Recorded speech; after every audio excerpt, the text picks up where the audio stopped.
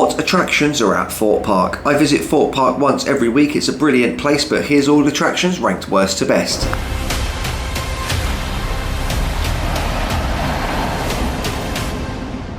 At number 25, we've got Amate Beach. It's just not great, I'm afraid, guys. That's why it's at the bottom of the list. It's never really used. When it is used, it's pretty good for the families, but it's rare and we should be having a refurb soon. At number 24, we've got High Striker. I don't have too much to say about it, guys. It's a little drop tower for the kiddies, manufactured by Zamperla. Not the greatest, but you definitely need something for the kids in the park. At number 23, we've got Storm Surge. I know this is an unpopular opinion, guys. I just think it looks really ugly. There's not much point to the ride. You get wet feet, the lift hill takes forever, and it always has massive queues. At number 22, we've got the Sunset Cinema, formerly the Angry Birds Cinema. It's okay, guys, I just don't think they utilise it properly. There's a lot more they could do with it, but it's okay, I guess. At number 21, we've got Depth Charge. Having opened in 1991, it's not one of the prettiest ones in the park, guys. I didn't want to put it so low because it is fun. I just don't really go on it anymore. Number 20, we've got Mr. Monkey's Banana Ride. This one's great for the kiddies, guys. It's a real classic. It's actually the best in the park, but I can't say that because otherwise it will get some very long queues.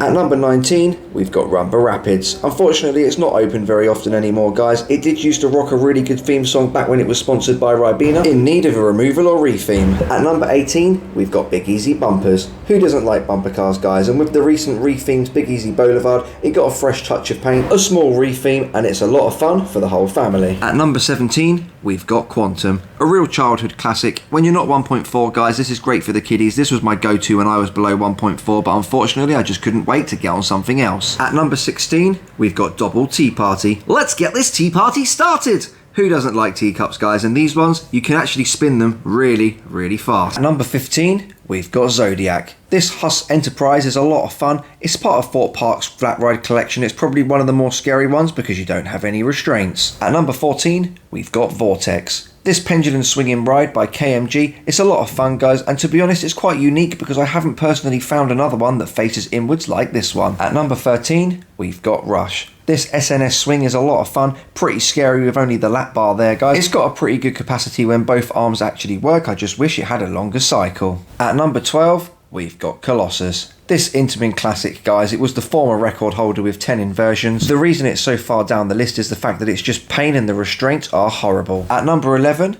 we've got the Flying Fish. Now, I know I'm going to get some hate for this one, guys, but we can't let the secret out. We can't tell too many people that it's actually number 1, because otherwise it will get long queues.